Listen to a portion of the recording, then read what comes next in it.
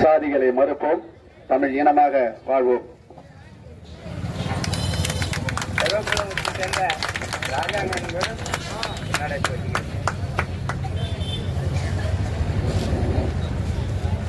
உலக தாய்மொழி தினத்தை ஒட்டி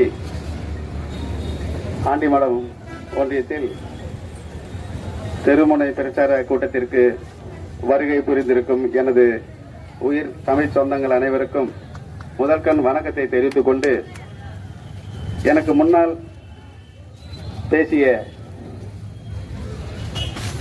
தோழர்கள் அனைவருமே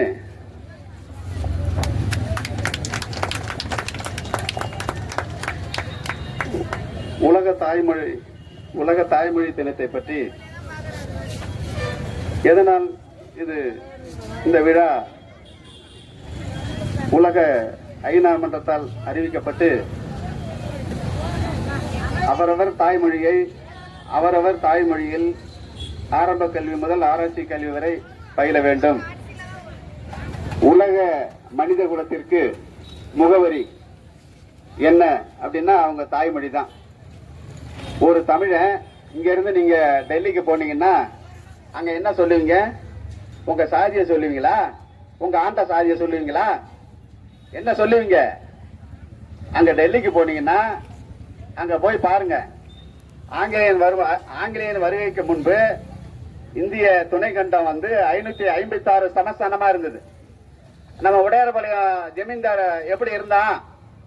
அதுக்கு முன்னாடி நம்முடைய தமிழகம் சேர நாடு, சோழ நாடு, பல்லவ நாடு, எப்படி 3 அரசர்களும் பேரரசர்களும் வரலாற்றில் எவ்வளவு பெரிய மனித குலத்திற்கு சிறப்பான ஒரு வாழ்க்கையை அவர்கள் அடையாளமாக அவங்க எப்படி வாழ்ந்துட்டு போனாங்கிறது நமக்கு இன்னைக்கு எச்சங்களா அவங்களுடைய கோயில்கள் இருக்கு. நம்மளுடைய தமிழ் இனத்திற்கு பெருமை சேர்த்த அரசர்களுடைய வரலாற்றை நம்ம திரும்பி பார்க்கல.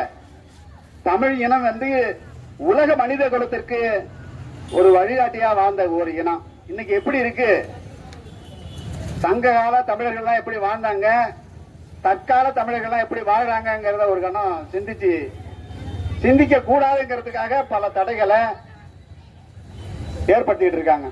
அதனால இன்னைக்கு நாம உலக தாய்மொழி தினத்துல இங்க நாம ஒரு தெருமுனை கூட்டத்துல நம்ம தெருமுனை பிரச்சாரத்தை நம்ம நடத்திட்டு இருக்கோம்.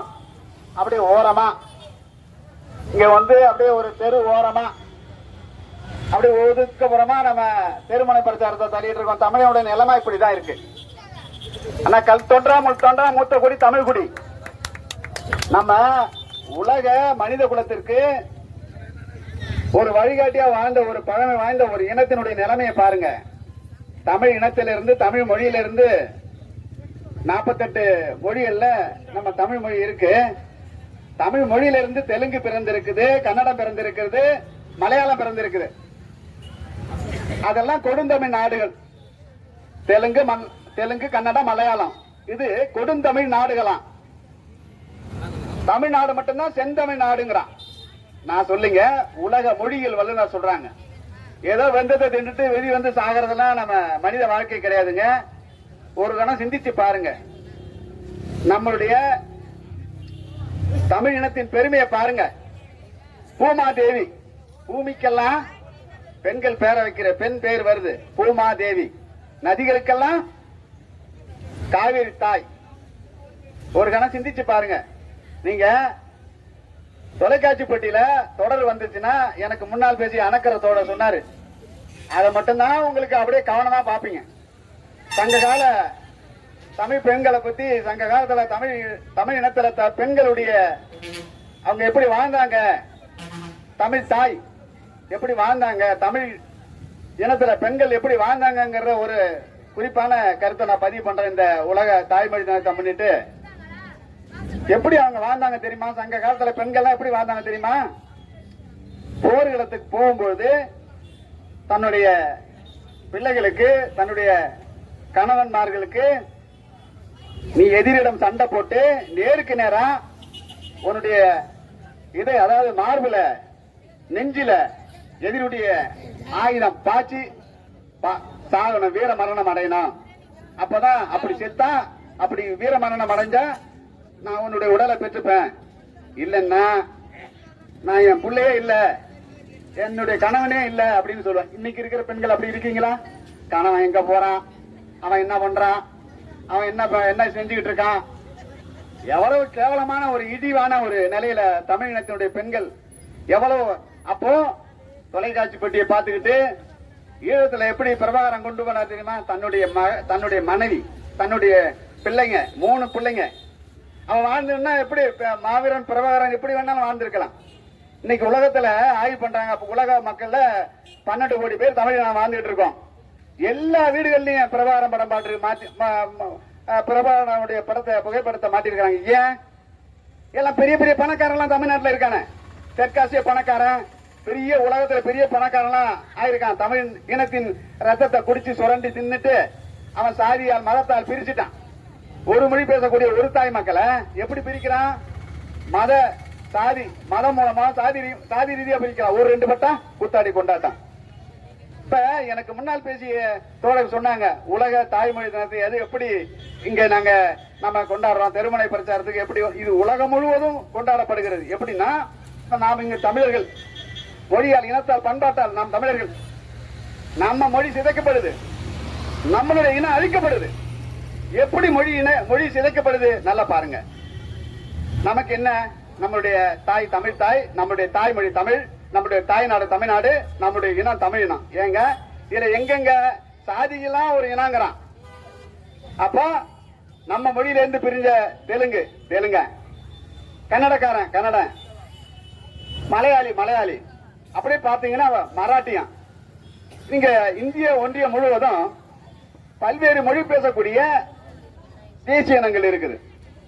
அப்போ நம்ம தாய் தமிழ் தாய், தெலுங்குக்கு பிறந்தவன் அவனுடைய தாய் தெலுங்கு தாய், கன்னடனுக்கு பிறந்தவன் அவனுடைய தாய் கன்னட தாய், அது போல மலையாளிக்கு பிறந்தவன் அவனுடைய தாய் மலையாளி தாய். அப்போ குஜராத்தி பிறந்தவன் அவங்க அம்மா குஜராத்தி தாய் தான். கன்னடனுக்கு மராட்டியனுக்கு பிறந்தவன அவங்க அம்மா யாருன்னா அவங்க தாய் யாருன்னா மராட்டிய தாய் தான். அப்போ இங்க பாருங்க, இல்லாத ஒரு தாயை சொல்றான், பாரத மாதாவுக்கு சேங்கிறான். எங்கடா பாரத மாதா எங்க இருக்கான்? தமிழ்நாட்டுல எப்படி பாரத மாதாவுக்கு சேங்கிறான்? இல்லாத ஒரு தேசியத்தை சொல்றான், இந்திய தேசியங்கிறான். இந்திய தேசியங்கிறது எங்க இருக்குது? அவன் எந்த மொழியில பேசுறான்? இப்போ நம்மளுடைய ராஜேந்திர சோழன் ஆளும் பொழுது, ஆட்சி புரியும் பொழுது 1000 ஆண்டுகளுக்கு முன்பு தெற்காசிய தலைநகரமா திகழ்ந்த கங்ககண்ட சோழபுரத்தை தலைநகரமா திகழ்ந்த மண். அப்ப அந்த மண்ணுல ராஜேந்திர சோழன் ஆட்சி புரியும் பொழுது இங்கிலாந்து, லண்டன், அதாவது ஆங்கிலேயனுடைய இன்னைக்கு உலகம் முழுவதும் ஆண்டிருக்கான் பாருங்க.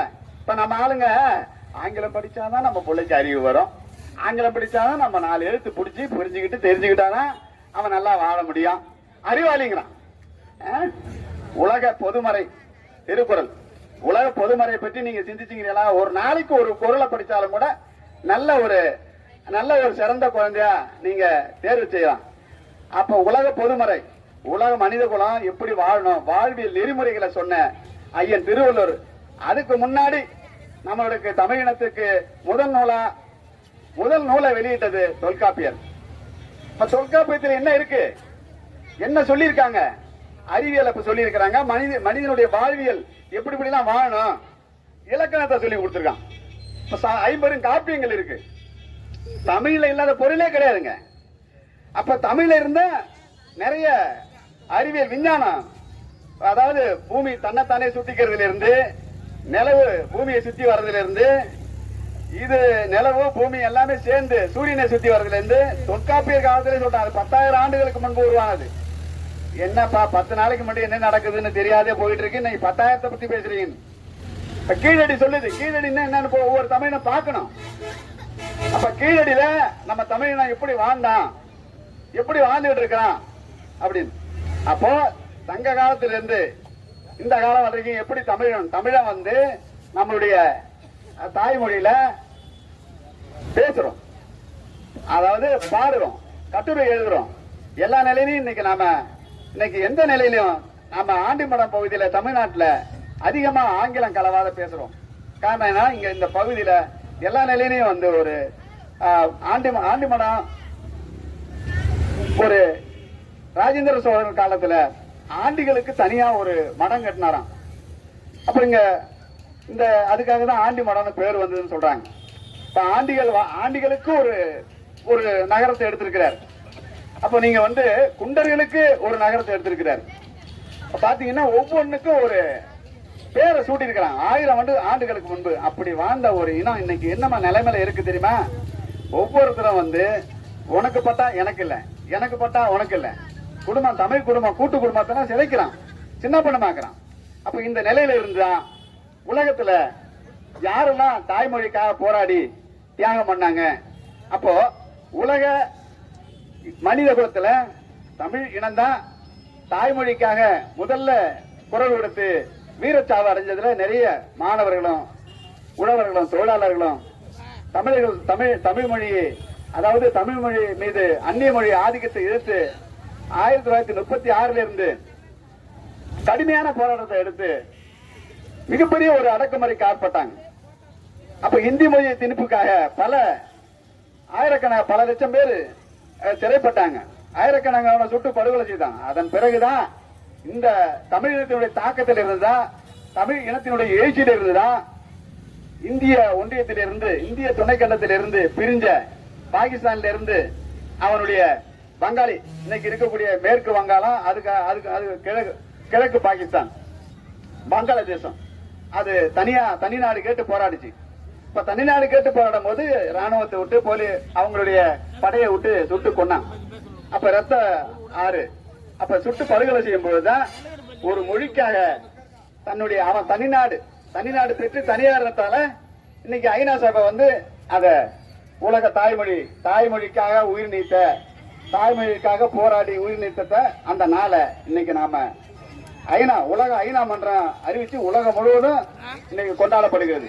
அவங்கவுங்க தாய்மொழியில இன்னைக்கு நாம தமிழ்நாட்டுல ஒரு ஒன்றியத்துல நம்ம தெருமனை பிரச்சாரத்துல நம்ம நடத்துறோம். ஏதோ நம்ம ஒரு விளம்பரத்துக்காக இந்த நிகழ்ச்சியை நம்ம நடத்தல. அதனால இன்னைக்கு ஒரு நிகழ்ச்சி நீங்க நடத்தணும், ஒரு குடும்பத்தை நடத்தணும்னா எவ்வளவு சிரமமா இருக்கு. நீங்க ஒரு ஊர்ல நெல்லு செய்யணும்னா அவ்வளவு சீக்கிரம் உங்களை நெல்லு செய்ய விட மாட்டாங்க. நெல்லை செய்யறதுக்கு அதிகமா கூட்ட விட மாட்டான்.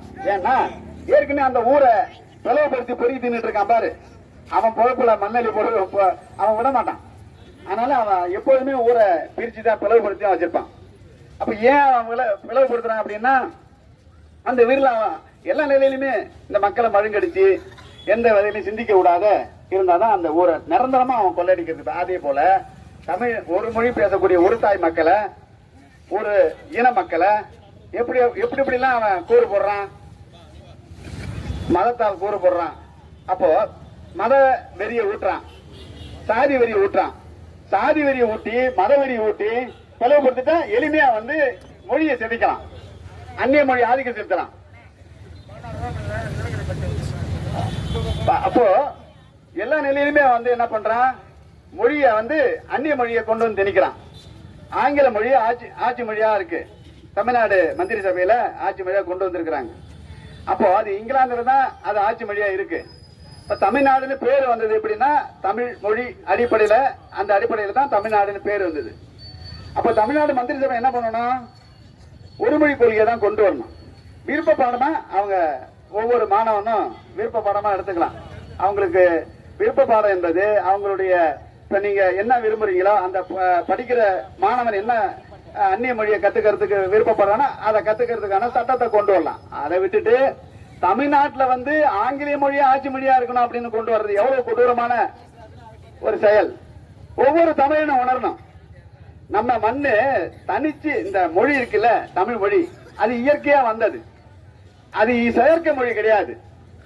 செயற்கை மொழி என்பது ஆங்கிலம், ஹிந்தி.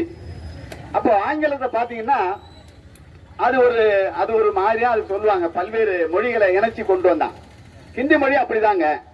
ஆனா தமிழ் மொழி, நம்மளுடைய தாய்மொழி தமிழ் மொழி மட்டும்தான் செம்மொழி.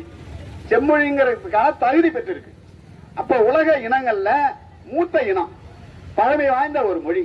இன்னைக்கு நிலைமை, நம்ம தமிழ்ல பொறியியல் படிக்கலாம், அறிவியல் படிக்கலாம், விஞ்ஞானம் படிக்கலாம். எல்லா நிலையிலையும் தமிழ்ல எல்லா பொருளும் இருக்கு. தமிழ்ல இல்லாத பொருளே கிடையாது. அப்படியேப்பட்ட ஒரு வளமான ஒரு மொழிய ஏன் நாம இன்னைக்கு அந்நிய மொழியை ஆங்கிலம் படிச்சாதான் அறிவாளி, விஞ்ஞானம் படிக்கலாம்ங்கிறது மடத்தனமான முட்டாள்தனமான கருத்தை பதிவு பண்றான். இப்ப இத நாம நம்மளுடைய பிரச்சனை, இது யாருடைய பிரச்சனை?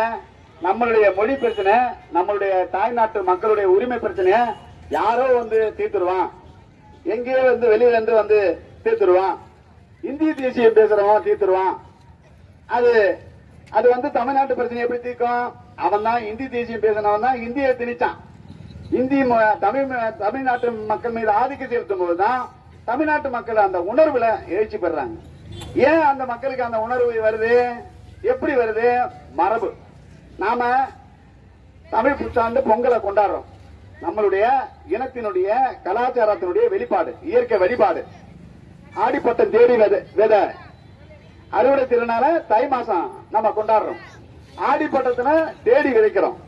அப்ப சித்திரை மாசத்துல ஏறு விழுகிறோம், அப்ப எரு அடிக்கிறோம், அப்ப நிலத்தை பதப்படுத்துறோம். எப்படி எல்லாம் நம்ம தமிழ் இனத்தினுடைய அந்த பெருமையை பாருங்க.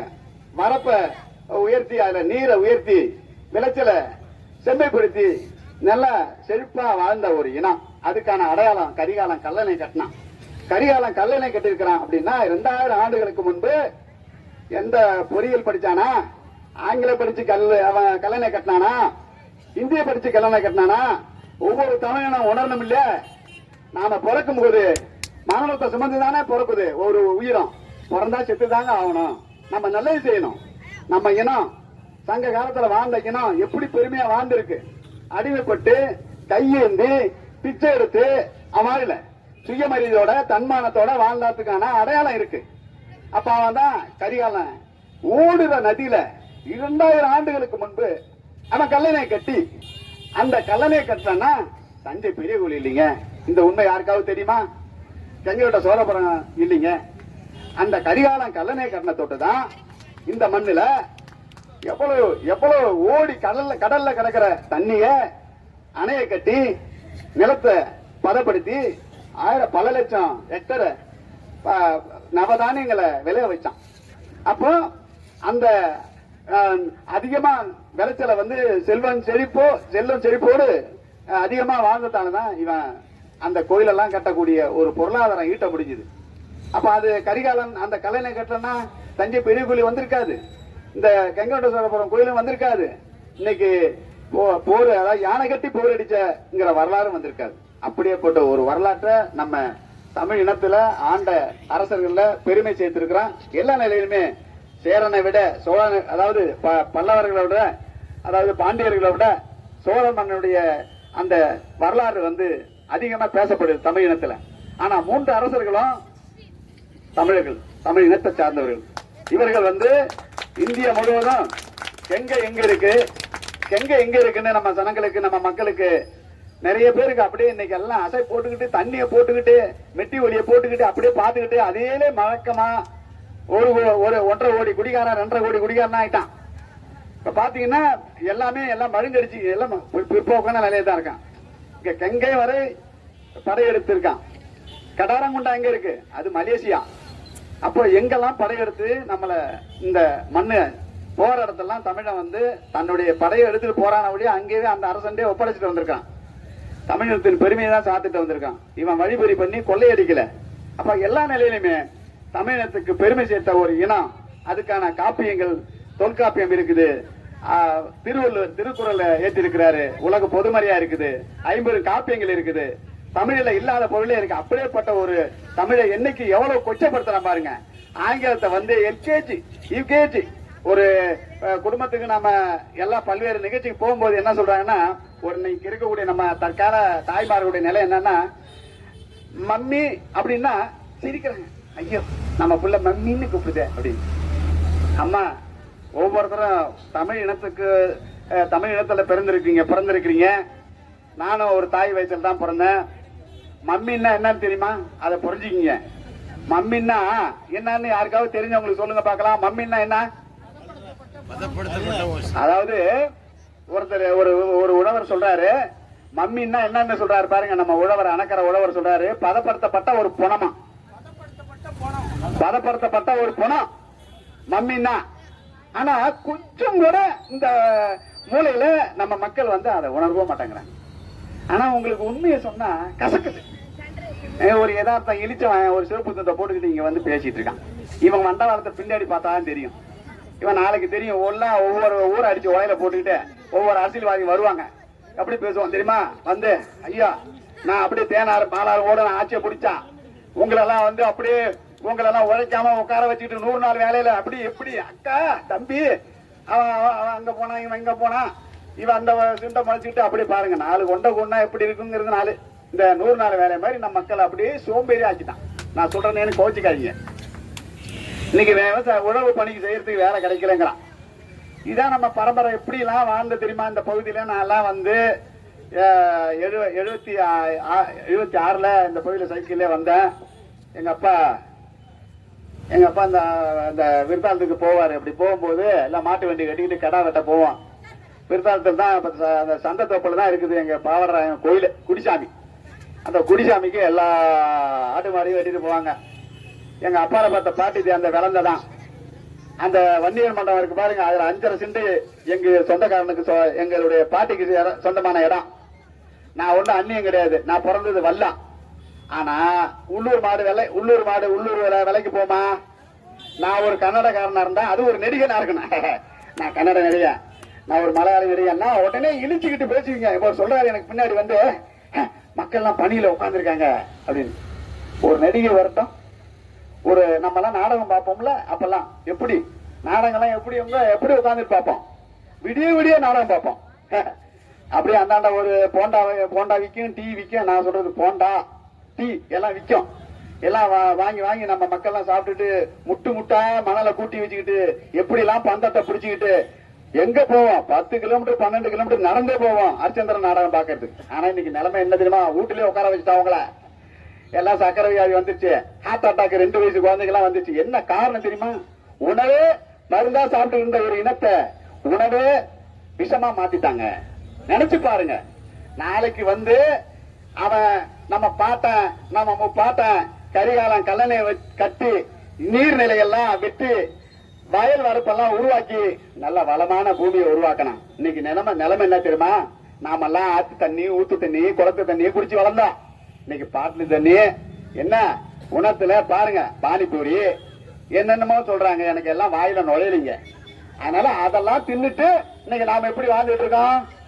எவனை ஊர்ல பாருங்க, எவனை அடிக்கலாம், எவனை ஏமாத்தலாம், என்னென்ன பண்ணலாம், குத்திடலாம். அவன் என்னமோ பெரிய அவன் மேல இருந்து வந்த மாதிரி நம்ம மக்களை அப்படியே ஏளனமா பேசுவோம். ஒரு நிலையில இருந்து புது பணக்காரலாம் ஊர்ல பாத்தீங்கன்னா எப்படி இருப்பான் பாருங்க. அவனுக்கு தலையில காலே நப்படாது அப்படி பேசுவான். அதனால ஒவ்வொருத்தரும் வந்து நாம பிறந்தது எதற்காக, வாழ்ந்தது எதற்காக, உழைச்சிட்டு இருக்கிறது எதுக்காக, செத்துட்டு இருக்கிறது எதுக்கான்னு பாருங்க. எங்க அம்மா எல்லாம் எப்படி எங்களை என்று எடுத்தாங்க, எப்படி வளர்ந்தாங்க, எப்படி வாழ்ந்துட்டு போனாங்க, எனக்கெல்லாம் சொல்லி கொடுப்பாங்க தமிழ்ல. இப்ப சொன்னார் பாரு, நான் பள்ளிக்கூடத்துக்கே போல, நான் இத்தனை மொழி 6 மொழி பேசுறேங்கிறார். நானும் பட்டம் படிச்சவன் கிடையாது. அப்ப சாதாரண ஒரு குடும்பத்துல பிறந்து இன்னைக்கு நான் உங்க முன்னாடி நான் பேசக்கூடிய அளவுக்கு வளர்ந்தது என்னன்னா யதார்த்தம் என்னுடைய தாய் தான். அவங்க சொல்லி கொடுத்தாங்க பாருங்க. பள்ளிக்கூடத்துக்கு போவாததுக்கு முன்னாடியே சொல்லி கொடுத்தாங்க. அவங்க சொல்றாங்க பாருங்க, என்ன சொல்றாங்க தெரியுமா? ஒரு தாய் எனக்கு சொல்லி கொடுத்து, என்னுடைய தாய், ஓடாமல் ஒரு நாளும் இருக்க வேண்டாம், ஒருவரையும் பொல்லாங்கு சொல்ல வேண்டாம், மாதாவை ஒரு நாளும் மறக்க வேண்டாம், நெஞ்சார பொய்தனை சொல்ல வேண்டாம், மனமான போக்கல்ல போக வேண்டாம். என்ன சொல்றாங்க பாருங்க. என்ன சொன்ன புரியுதா? இதே ஒரு நடிகனா இருந்தா கண்ட சட்டை சூப்பர் ஸ்டார் இப்படி இப்படின்னா உடனே எல்லாம் உங்களுக்கு சிரிச்சுக்கிட்டு சிலுக்கு வந்துட்டாங்கன்னு போன போது நம்ம இளைஞர்கள்லாம் பாத்துங்க. 90 வயசு கிழவனா இருந்தாலும் பாருங்க, சிலுக்கு சுமதியா வந்துட்டான்னா போதும் உடனே ஏந்திச்சு உடந்துருவான். அந்த அளவுக்கு ஒரு கவர்ச்சி பிண்டத்தை நேசிக்கிறீங்க. சாதி வெறி பிடிச்ச நாயை நேசிக்கிறீங்க. மத வெறி பிடிச்ச அந்த மிற்போக்கு சக்திக்கெல்லாம் ஏதிக்கிறீங்க. அப்ப மொழி எந்த அளவுக்கு சிதைக்கப்படுது, என்ன மாதிரியான நிலையில நம்ம வாழ்ந்துட்டு இருக்கிறோம் ஒரு கணக்கு சிந்திச்சுக்கிறீங்களா? அப்ப ஓதாமல் ஒரு நாளும் இருக்க வேண்டாம்னா என்னன்னா, ஒரு நாளும் நீங்க படிக்காம இருக்கக்கூடாது. அப்ப ஒருவரையும் பொல்லாங்க இப்ப என்னென்ன மாதிரி அப்படி எப்படி சுருக்கமா எவ்வளவு அழகா சொல்றாங்க பாருங்க. அதெல்லாம் கொஞ்சம் கூட நம்ம சிறு வயசுலயே நம்ம குழந்தைக்கு என்ன சொல்லி கொடுக்கணும்? அம்மா, நம்மளுடைய தமிழனுடைய பண்பாடு என்ன, கலாச்சாரம் என்ன, நம்மளுக்கு அம்மா, அப்பா, பெரியப்பா, சித்தப்பா, பாட்டி, இப்பெல்லாம் ஒண்ணு தெரியல மக்களுக்கு. டாடி, மம்மி அதோட முடிச்சுக்கலாம். எல்லாம் டாடி மம்மியோட போயிடுது. அப்படி சுருக்கி எப்படி கொண்டு வந்தா பாருங்க. அதனால வெள்ளைக்காரன் தன்னுடைய நாட்டை அவன் நாட்டுல உற்பத்தி செய்த பொருளை விற்கிறதுக்காக ஐரோப்பிய கண்டங்கள்ல இருந்து இங்க வியாபாரத்துக்கு வந்தாயா இங்க.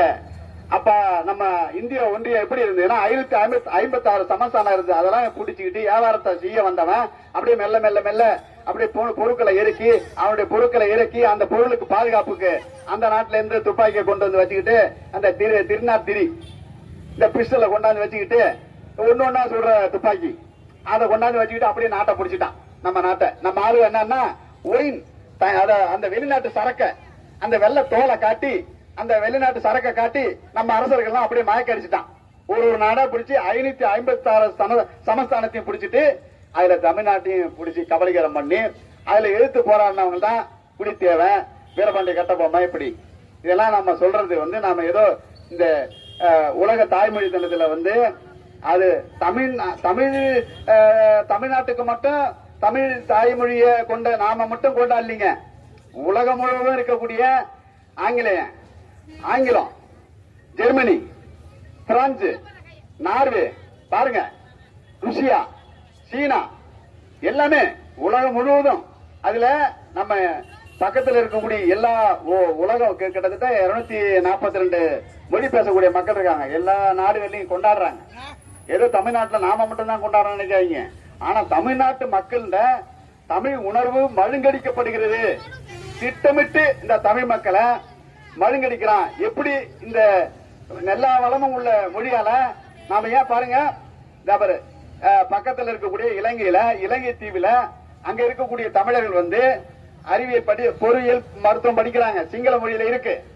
சிங்கள மொழியில இருக்கக்கூடிய மக்கள் தொகை எவ்வளவு தெரியுமா? 1.5 கோடி பேரு. தமிழ்நாட்டு மக்களுடைய மக்கள் தொகை எவ்வளவு தெரியுமா? 8 கோடி பேரு. எப்படி நம்மளுடைய பாரம்பரியம் என்ன? சிந்து சமவெளி நாகரிகத்திலிருந்து இருக்கு. தமிழக அரசு இதை முதல்ல கணக்கில் எடுத்துக்கணும். நாங்க சொல்றது உங்களுக்கு வலிக்கும். என்னடா நம்ம அரசு நடத்த வேண்டியது என்ன நடத்தணும்? அரசு என்ன நடத்தணும்? ஒரு அரசாங்கம் எப்படி என்ன நடத்தணும்? அரசு குடிமக்களை எப்படி பாவிக்கணும்? தாய் தந்தை போல பாவிக்கணும். தாய் தந்தை ஒரு தாய், நம்ம தாய் என்ன சொல்லுவாங்க? மவனே, நீ சிகரெட்டு குடி, நீ பீடி குடி, நீ தண்ணி அடி, டாஸ்மார்க் குடி, என்ன நீ உழைக்காம சாப்பிடு அப்படின்னு நம்ம சொல்லுவோமா? கெட்ட வார்த்தை பேச சொல்லுவோமா? எந்த தாயே தமிழ் தாய் சொல்லுவாங்களா? தன்னுடைய தாய் என்ன சொல்லுவாங்க? தான் பிள்ளைகளுக்கு என்ன சொல்லுவாங்க? நன்னெறிகளை சொல்லுவாங்க. நல்லது செய்யணும், பிறருக்கு நீ கெடுதல் பண்ணக்கூடாது, உதவி பண்ணணும், பிறர் வாழ நீ வாழணும், அப்படிதான் சொல்லி கொடுப்பாங்க. இன்னைக்கு அது பிறர் வாழறதுக்கு நாம வாழறதா? ஏதாவது என்னமோ நான் சொல்றது உங்களுக்கு எல்லாம் ஒரு பைத்தியக்காரதனமா தெரியும். பிறர் வாழறதுக்கு நாம வாழறதா? நம்ம வாழ்ந்தா போதா முதல்ல முண்டா என்னடா நீ என்ன பிறர் பைத்தியக்கார மாதிரி பிதற்ற அப்படிமா. எப்படி நிலைமை எப்படி சிதைச்சிட்டான் பாருங்க. நீங்க உண்மையை பேசினா உன்னை ஒதுக்கி வச்சிருவான். நீங்க நேர்மையா இருந்தீங்கன்னா உங்களை வேலையை பார்த்துருவான். உங்களை எந்த வகையில ஒழிக்கிறதுன்னு பாக்குறான். நீ 100க்கு 100 பொய் சொல்லனா, நீங்க 100க்கு 100 ஏமாத்தனா, நீங்க 100க்கு 100 துரோகம் பண்ணனா அவன் தான் பெரிய தலைவன்பா. இன்னைக்கு இருக்கக்கூடிய சூழல் அப்படிதான் இருக்கு. அதனால எப்படி இவன் இங்க போட்டுக்கிட்டு இவங்க எல்லாம் சுபாலவர்சனா தமிழர் நீதி கட்சியா, அதெல்லாம் தவறான பாதையில போறான்டா அவன் அப்படிங்கிறான். ஏன்னா நாங்கெல்லாம் கஞ்சா விக்கல, தண்ணி விக்கல, லஞ்சம் வாங்கல, கமிஷன் வாங்கல, சாதி பேரை சொல்லி அரசியல் பண்ணல. அப்ப எல்லா நிலையிலுமே நீதி நேர்மையோட ஒரு மொழி கொள்கை, தமிழ்நாட்டில் சாதி வெறி மத வெறி கூடாது, மண்ணின் மைந்தனை மண்ணை ஆள வேண்டும், இல்ல ஏற்ற தாழ்வு இருக்க கூடாது, சமமா எல்லாரும் அவங்க உழைப்பு அவங்களுக்கு சாரணும். அவனுடைய இந்த கனிம வளம் இந்த மக்களுக்கு சொந்தமாகணும். கனிம வளங்களை கொள்ளையடிக்கிறான், உழைப்ப சுரண்டான். எப்படி? எதனால? ஊர் 2 பட்டத்தால. அப்ப நீங்க பயப்படுறீங்க. என்ன பயப்படுறீங்க?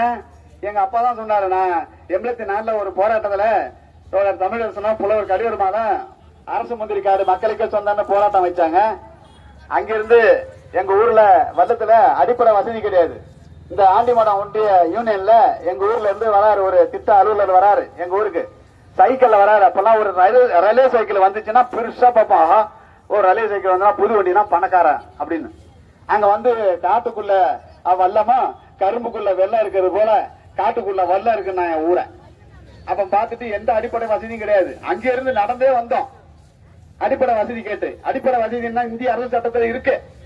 என்ன அடிப்படை வசதி என்னன்னா குடிநீர், சாலை வசதி, கல்வி வசதி, சுகாதார வசதி, அவங்களுக்கு குடியிருக்கிறதுக்கு வீடு எல்லாம் கட்டி மருத்துவ வசதி எல்லாம் செஞ்சு கொடுக்கணும். அதான் அடிப்படை வசதி. அதோட உனக்கு பேச்சுரிமை, எழுத்துரிமை உனக்கு இருக்கு, நீ பேசலாம். நீ உனக்கு அடிப்படை உரிமை இல்லைன்னா உன்னுடைய உழைப்புக்கேற்ற கூலி இல்லையா, உனக்கு அடிப்படை வசதி இல்லையா, இலவசமா கல்வி கொடுக்கலையா, இலவசமா மருத்துவம் கொடுக்கலையா, இலவசமா தண்ணி கொடுக்கலையா, அதெல்லாம் இலவசம் நினைச்சுக்காதீங்க. அதெல்லாம் மறைமுகமா வரி.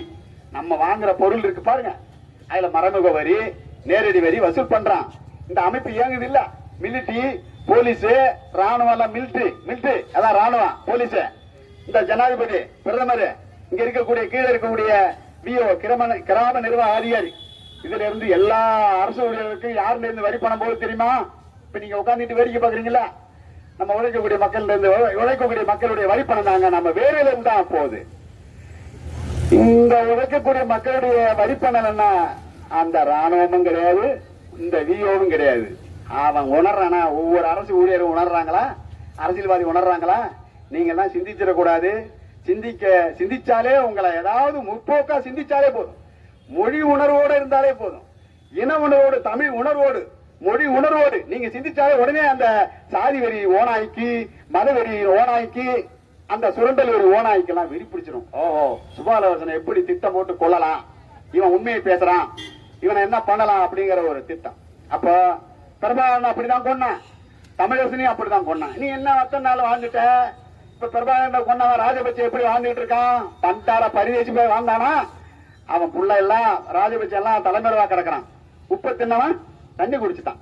அதனால யாரும் வந்து நம்ம ஒவ்வொரு மனிதனுடைய மூளையில என்ன மாதிரியான பவர் இருக்கு, உங்க மூளையில என்ன சிந்தனை இருக்குங்கிறது, உங்களுடைய வீரம், விவேகம், உங்களுடைய அருமை, உங்களுடைய திறமை எல்லாம் தெரியாத நம்மள மழுங்கடிச்சுட்டான். சாதி வெறி மழுங்கடிக்குது, மத வெறி மழுங்கடிக்குது, எல்லாம். அதை தாண்டி நீ சிந்திச்சுன்னா மதுவை கொடுத்துறான். கோட்டர் கோழி பிரியாணி கொண்டு வந்தான் தமிழினத்தை. முறத்தால அடிச்சு விரட்டின புலிய தமிழ் பெண்கள் வந்து முறத்தால அடிச்சு விரட்டினாங்க. உண்மைங்க, இது அறநானூறு சொல்லுது, படிங்க. அறநானூறுல சொல்லுது, தமிழ் தாய் வந்து முறத்தால புலிய அடிச்சிருக்காங்க. இப்ப நான் உங்களுக்கு சொன்னா என்ன, புலிய வந்து உளியில உரல்ல வச்சு அடிச்சாங்களா? இப்ப எல்லாம் அடிக்கிறதே இல்லைங்க, மிஷின் வந்து அடிச்சு கொடுத்துட்டு புலிய அப்படின்னு நினைப்பீங்க. ஏங்க, நான் சொல்றது உண்மைங்க. தமிழ் பெண்கள் வந்து முறத்தால புலி அடிச்ச பரம்பரை இன்னைக்கு என்ன இருக்குது, இதெல்லாம் உங்களுக்கு. அதனால நம்மளுடைய இனம் எவ்வளவு பெருமையா வாழ்ந்த இனம், எப்படி வாழ்ந்திருக்கும் தெரியுமா? எதுக்கு விழா எடுத்திருக்கான், அவன் வந்து நம்ம எப்படி எல்லாம் வாழ்ந்திருக்கான் அப்படிங்கறத ஒரு கணம் சிந்திங்க. நீங்க உங்க வாழ்க்கையில ஒரு நாளைக்கு 2 மணி நேரம், 8 மணி நேரம் வேலை செய்யுங்க, சுய தேவைக்கு உழைங்க, 8 மணி நேரம் தூங்குங்க. மீதி இருக்கிற 8 மணி நேரத்துல நீங்க மற்ற இயற்கை வேலைப்பாடெல்லாம் பார்த்துட்டு 2 மணி நேரம் மொழியை பத்தி, இனத்தை பத்தி, நம்ம பாட்டான் எப்படி வாழ்ந்தான், ராஜேந்திர சோழன்லாம் யாரு, தொல்காப்பியர்னா யாரு, நம்ம திருவள்ளுவர்னா யாரு, எல்லாமே குழந்தைகளுக்கு சொல்லி கொடுத்து, ஒரு திருக்குறள் சொன்னா ஏதாவது காசு கிடைக்குமா? ஏதாவது சொல்றீங்களா? எப்படி கொண்டு வரான் பாருங்க. அதுக்குன்னா ஒரு தாய் மெனக்கிட்டு நான் ஒரு வல்லத்துல விழா எடுக்கும்போது சொல்றேன், ஒரு திருக்குறள் 100 ரூபான்னு சொல்லிவிட்டேன். உடனே பாருங்க, விடிய எல்லாம் திருக்குறள் சொல்லி ஏகப்பட்டது போய் பணம் பட்ஜெட் பத்தல, திருப்பி பெரிய கொடுமையா போச்சு. அப்ப என்ன மாதிரியான மக்களுடைய வாழ்நிலையிலிருந்து தான் சிந்தனை உருவாகுது. ஒரு மனிதன் வாழ்நிலையிலிருந்து சிந்தனை உருவாது. நான் ஏன் இந்த போராட்ட காலத்துக்கு வந்தேன்? ஒரு சாதாரண உழவனின் பிள்ளை. ஏன் நான் வந்தேன் தெரியுமா? என்னுடைய ஊர்ல வட்டிக்கு கொடுத்தவன் 6 வட்டிக்கு பணம் கொடுத்தான். நான் சொல்றது, நான் பிறந்தது 64. அப்ப 72 எல்லாம் மிகப்பெரிய பஞ்சங்க, சரியான பஞ்சங்க. அதெல்லாம் எல்லாருக்கும் தெரியாதுங்க, அஞ்சரிசி பஞ்சங்க, அவ்வளவு மோசமான பஞ்சம். அப்போ ஒரு படி 2 படி அரிசியை போட்டு துணியில கட்டி உள்ள போட்டுருவாங்க, உலையில வேக வச்சு அந்த கஞ்சியை தான் குடிப்பாங்க. அரிசி சோத்தை தின்னுட்டா கஞ்சி வராது. 3 முறை தான் அது கஞ்சி. அது யாருக்காவது தெரியுமா? தெரியும். இருந்தாலும் இப்ப எல்லாம் பெரிய எல்லாம் போயிட்டு இருந்தா பெரிய பெரிய கட்சியில எல்லாம் பெரிய ஆண்ட கட்சி, பெரிய கட்சி, எல்லாம் பெரிய கட்சி. ஒரு பெரிய சின்ன கட்சி என்ன கட்சி, பெரிய 10ஓட 11 அத்தோட இவனு ஏதோ போட்டி வாங்கறதுக்காக வந்து போட்டுட்டு இருக்கான். நாங்க ஒரு பகுதியில போறோம், அந்த கொடி கட்டிட்டு கட்சியை போய் என்ன அந்த பகுதியில ஒரு அடக்குமுறை இருக்கு, கனிம வளங்களை கொள்ளையடிக்கிறான்ட்டு நாங்க போறோம் இங்க இருந்து. என்ன எங்க ஒண்ணு இல்லையா, நீங்களாம் ஒண்ணு கொடுக்குற பழக்கம் இல்லையாங்கிற, என்னமா கேக்குறீங்க அப்படின்னு அவன் சொல்றான். எல்லாம் வந்தவங்க எல்லாம் ஏதோ எங்களுக்கு எல்லாம் 500 ரூபாய் கொடுப்பாங்க ஓட்டுக்கு அப்படிங்கிறான். நாங்க அப்படிலாம் இல்ல, நாங்க ஓட்டுக்கு கொடுக்குற பணம் கொடுக்குற கட்சி கிடையாது அப்படின்னு. அப்ப உரிமை என்ன உரிமை என்ன தெரியுமா? விலை மதிக்க முடியாத உரிமை. உயிர் எப்படி விலை மதிக்க முடியாதோ அது போல நம்ம உரிமையே தான். உரிமை இல்லைன்னா அது நடமாடும் தினம். அதுக்காக தான் பிரபாகரன் வந்து தன்னுடைய பிள்ளைகளோட தமிழக திருமணமே பண்ணிக்காம மொழிக்காக இனத்துக்காக தன்னுடைய வாழ்க்கை அர்ப்பணிக்க. நான் அப்படிதான் வாழ்ந்திருக்கணும். நான் என்ன ஒரு அடிச்சவன் கண்ணாமலான்னு திட்டிவிட்டான், தமிழசனை காட்டி கொடு அப்படின்னு. அவன் அடிச்சவன் என்ன முறைகேடா திட்டிவிட்டான். நான் பாடுறா, நானும் என்ன பண்றேன் பாடுறான்னு தான் நான் இப்ப இப்படி வந்து உங்களுக்கு முன்னாடி பேசிட்டு இருக்கேன். இப்பயே நான் கல்லறையில உறங்கி இருக்கணும், போராடி செத்து இருக்கணும். அதுதான் என்னுடைய ஆசை. ஏன்னா நீங்க எத்தனை நாள் வாழ்ந்தாங்கிறதெல்லாம் இங்க முக்கியம் இல்லைங்க. எத்தனை நாள் வாழ்ந்த, எத்தனை கோடி செத்து சேர்த்த அப்படிங்கறதெல்லாம் முக்கியம் கிடையாது. என்ன நீ எத்தனை கோடி சொத்து சேர்த்துட்டு பெரிய கோடீஸ்வரன் டாடா பிர்லா கோயங்கிறான். நீங்க வந்து நீங்க கீழ்நிலை, அதாவது விஓஓ, கிராம நிர்வாக அதிகாரி, ஒரு ஜனாதிபதி, ஒரு அமைச்சர், ஒரு பிரதமர், என்ன எல்லாமே ஆகலாம். அதெல்லாம் ஒரு பெரிய விஷயமே கிடையாதுங்க. நீங்க பணக்காரன் ஆகலாம், அரசு ஊழியர் ஆகலாம், அரசியல்வாதி எம்எல்ஏ ஆகலாம், அமைச்சர் ஆகலாம், ஜனாதிபதி ஆகலாம். ஆனா போராளி ஆக முடியாது. போராளி தான் இந்த மனித குலத்தின் ஒளிவிளக்கு. நல்லா பாருங்க, காரல் மார்க்ஸ் 18ஆம் நூற்றாண்டுல இந்த மனித குலத்துக்காக போராடினார். அப்போ அவர் இறக்கும் பொழுது அவருடைய நண்பர் ஏங்கல்ஸ் வந்து சொல்றாரு, அவரு கல்லறையில கொண்டு போய் அடக்கம் பண்ணும் போது 8 பேர் தாங்க அந்த கல்லறையில அடக்கும் போது. எவ்வளவு பெரிய மனுஷன். இன்னைக்கு நாமெல்லாம் பொறியியல் படிக்கிறோம் இல்ல, மூலதனத்தை படிக்கிறோம் இல்ல, படிக்கிற 12ஆம் வகுப்பு படிக்கிற அந்த மாணவனுக்கு தெரியும் இல்ல காரல் மார்க்ஸ் யாருன்னு. அவரு பிறந்தது ஜெர்மனிங்க. எத்தனை நாடு கடத்தான் தெரியுமா? உண்மையை சொன்னதால அவருக்கு என்ன பெருமா? அந்த நண்பன், உயிர் நண்பன் ஏங்கல்ஸ் எப்படிப்பட்ட கோடீஸ்வரன் தெரியுமா? அந்த காலகட்டத்தில் 18ஆம் நூற்றாண்டுல பெரிய கோடீஸ்வரன். யாருடைய நண்பன்? காரல் மார்க்ஸ் நண்பன். என்ன சொன்னா?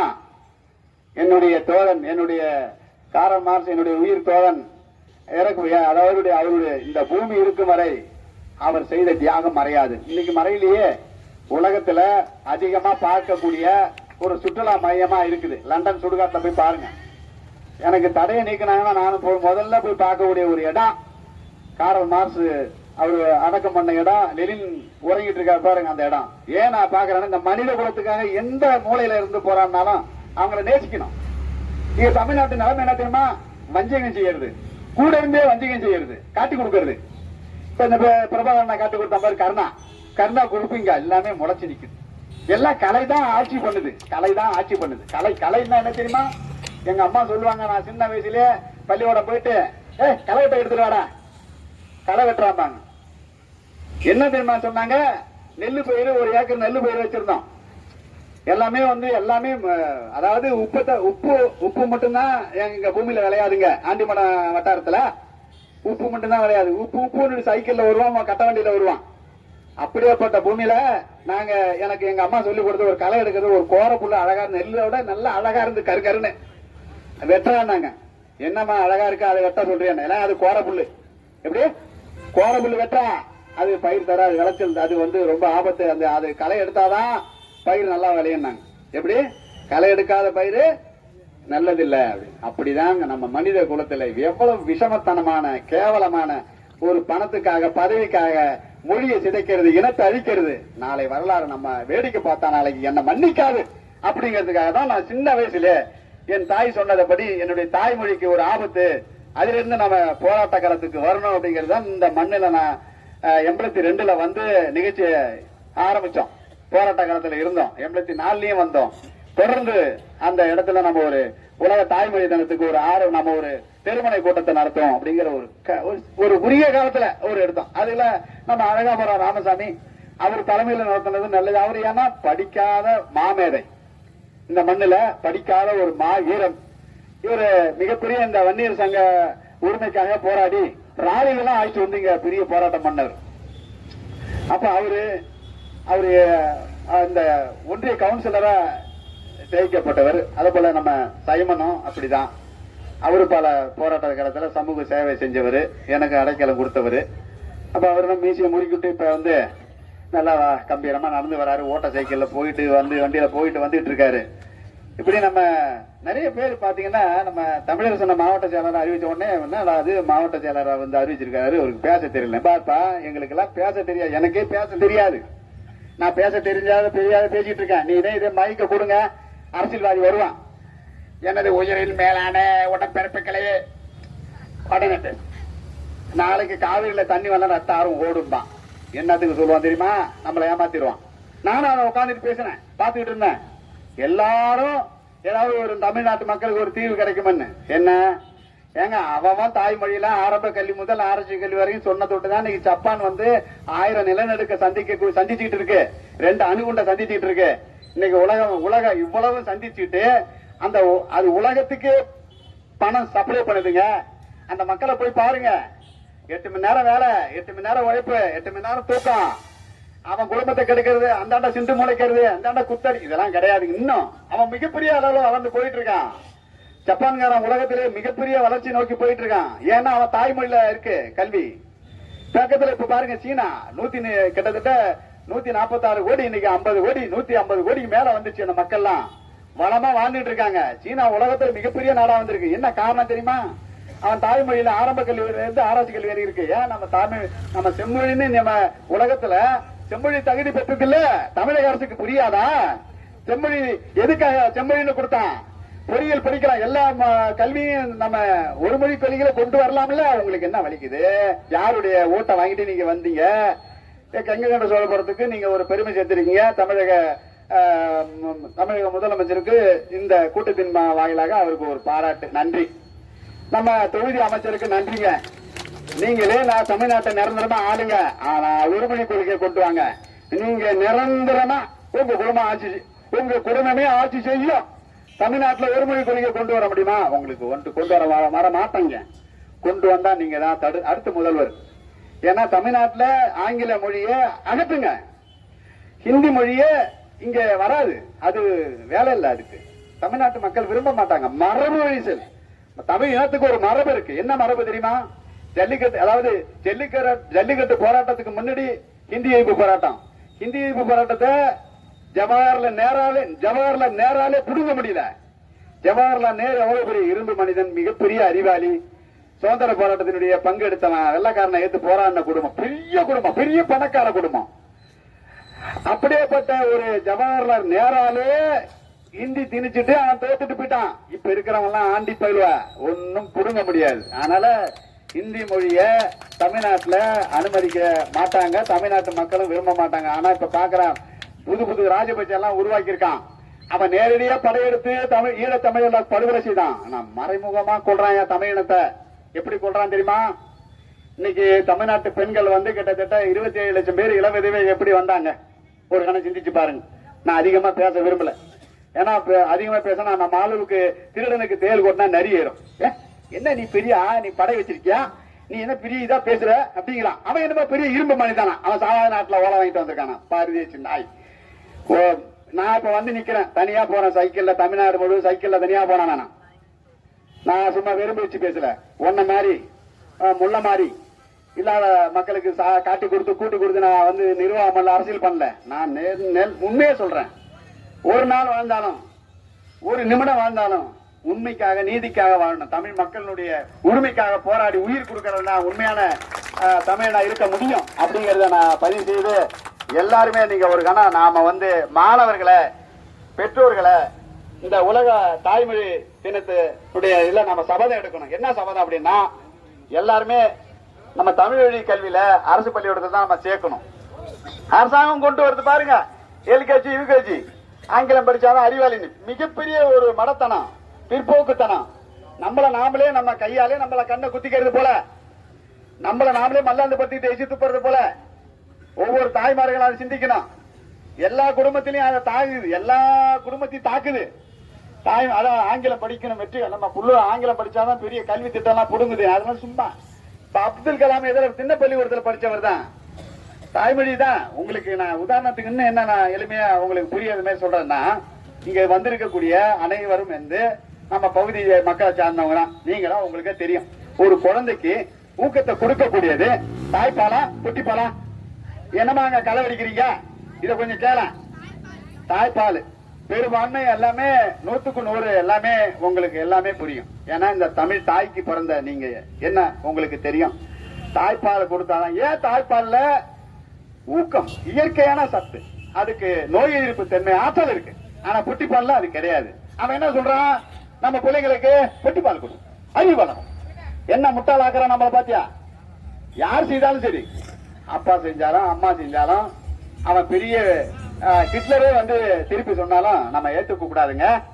தாய்ப்பால் தான் உயர்ந்தது, குழந்தைக்கு தாய்மொழி தான் உயர்ந்தது.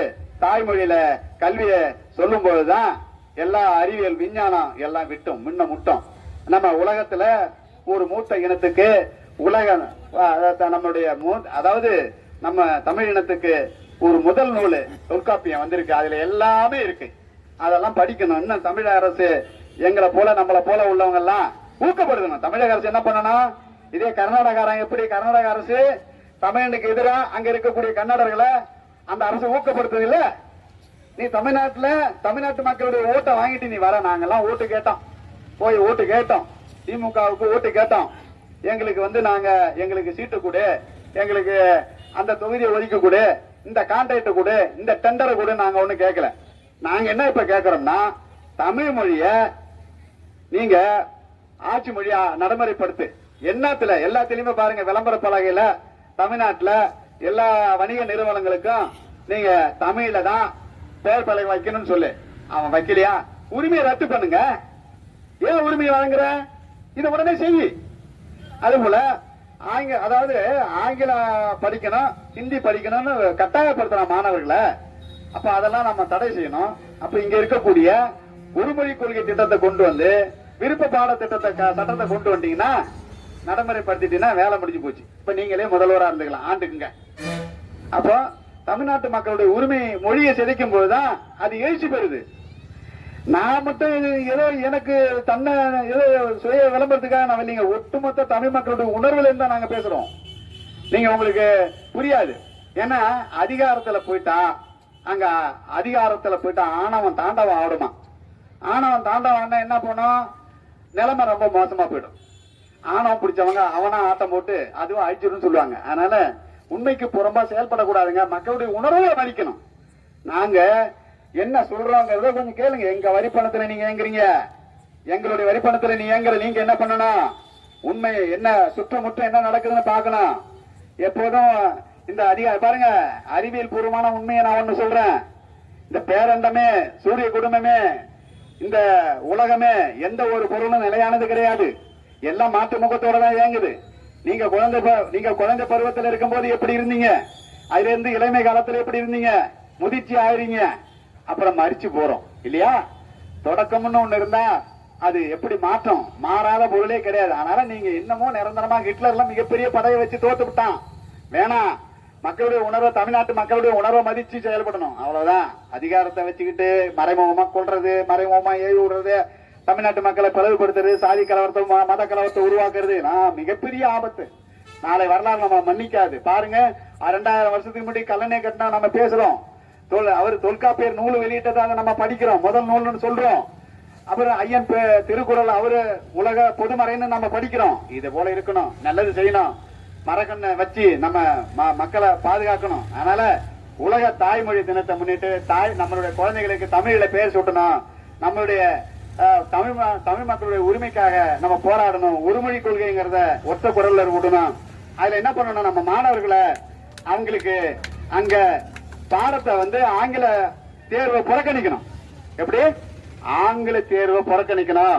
அப்ப தமிழ்நாட்டில் இருக்கக்கூடிய அனைத்து மாணவர்களும் பெற்றோர்களும் ஒண்ணு சேர்ந்து ஆங்கில தேர்வை புறக்கணிச்சா நாம என்ன பண்ண முடியும்? அது நம்ம உரிமை, இந்திய அரசு சட்டத்தில் இருக்கு, நம்ம போராடுறதுக்கு உரிமை இருக்கு.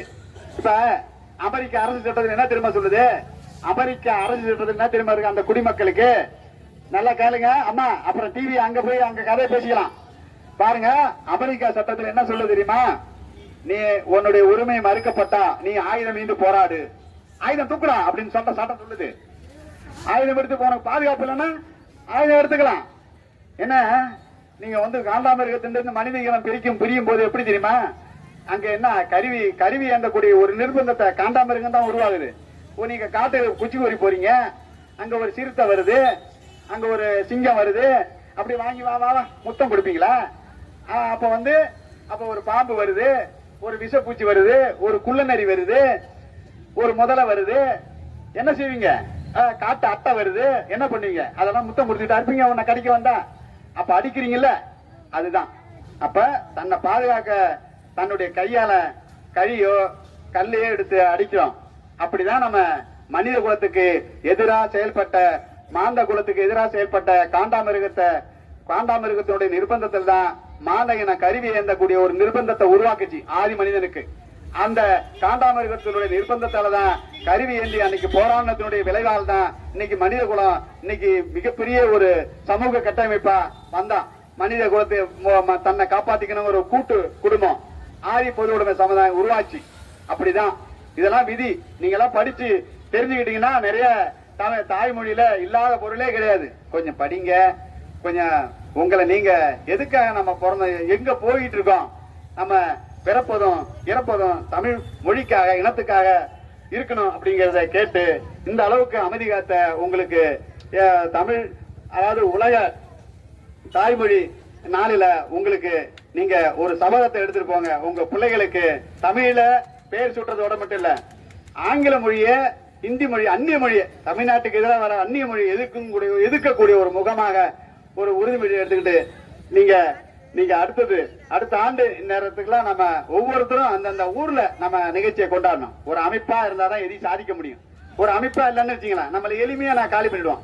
இப்போ ஒரு மிருகங்கள் வேட்டையாடும் போது பாருங்க, ஒரு எருமை கூட்டமா இருந்தாலும், ஒரு எல்லா வகையிலும் ஒரு மான் கூட்டமா இருந்தாலும் சரி, எந்த கூட்டமே தனியா பிரிச்சுதான் வேட்டையாடுது. அப்படிதான் நம்மள தனிமைப்படுத்தி தான் எல்லாத்தையும் இன்னைக்கு சூறையாடுறான். நாமெல்லாம் ஒன்றுபட்ட கூடாது, மொழியால், இனத்தால், பண்பாட்டால் ஒன்றுபட்ட கூடாது. அப்ப சாதியால், மதத்தால் நீங்க பிரிஞ்சிடணும். அப்படிதான். அப்ப அந்த இதுல இல்லாம நம்ம ஒரு உறுதிமொழி எடுத்துக்கிட்டு ஒரு நாளைக்கு 2 மணி நேரம் தமிழ்நாட்டு மக்களுடைய உரிமைக்காக போராட்ட காலத்திற்கு நம்ம போராடுறவங்களுக்கு ஆதரவு திரட்டணும். எந்த சூழ்நிலையும் மேற மாட்ட நக்கர மாடு மாரி ஆயிடக்கூடாது. அப்ப மேற மாட்ட நக்கர மாடு கிடைக்கிற மாரி ஆயிடக்கூடாது. பிறருக்கு நீங்க நன்மை செய்யலாம் கூட தீமை செய்யாத வாழ வேண்டும். மொழிக்காக நீங்க வாழணும். அதுதான் உங்களுக்கு ஒரு அடையாளங்கிறத கூறி நிறைவு செய்கிறேன். நன்றி, வணக்கம்.